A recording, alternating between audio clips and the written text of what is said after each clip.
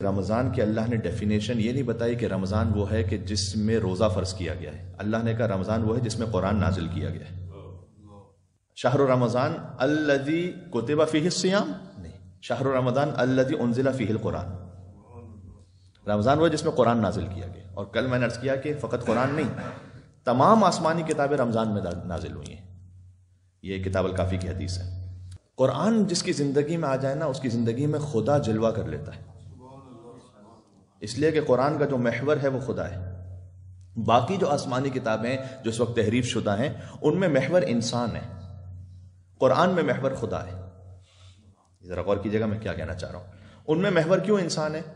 آپ سفر پیدائش کو دیکھیے انجیل میں، اس میں یہ ہے کہ اللہ تعالیٰ کی حضرت یعقوب سے کشتی ہوئی، ساری رات کشتی ہوتی رہی اور بعد میں حضرت یعقوب نے اللہ تعالیٰ کو بچھاڑ دیا، نعوذ باللہ من ذالک. ایک تو خیر یہ کشتی ہونا کیسی مزخرف بات ہے، اور پھر یہ کہ حضرت یعقوب نے بچھاڑ دیا اللہ کو، یعنی انسان کی اس میں طاقت ہے. حضرت آدم علیہ السلام سے ان کے مطابق گناہ ہوا تو حضرت آدم علیہ السلام کہیں چھپ گئے، اللہ تعالیٰ ڈھونڈ رہا تھا اور اللہ تعالیٰ آوازیں دے رہا تھا کہ آدم تم کہاں ہو، اور اللہ تعالیٰ کو نظر نہیں آ رہے تھے حضرت آدم، پتہ نہیں تھا کہاں ہے. وہاں جو محور ہے نا انسان محوری ہے، یہاں پر خدا محوری ہے.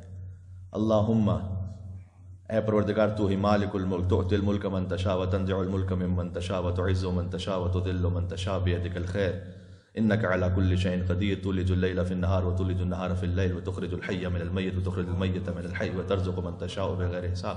اے خدا جو کرتا ہے وہ تو کرتا ہے، عزت تو دیتا ہے، ذلت تو دیتا ہے، ملک تو دیتا ہے، ملک چھینتا تو ہے، دن کو رات میں تو بدلتا ہے، رات کو دن میں تو بدلتا ہے، مردے کو تو زندہ کرتا ہے، زندہ کو تو مردہ کرتا ہے، اور تو جسے چاہتا ہے بے حساب عطا کر دیتا ہے. اللہم صلی علی محمد وعلی محمد. تو اس میں خدا محوری ہے. جب آپ کی زندگی میں قرآن ہے تو آپ کی زندگی کا محور خدا ہے، آپ خود نہیں، خدا ہے محور.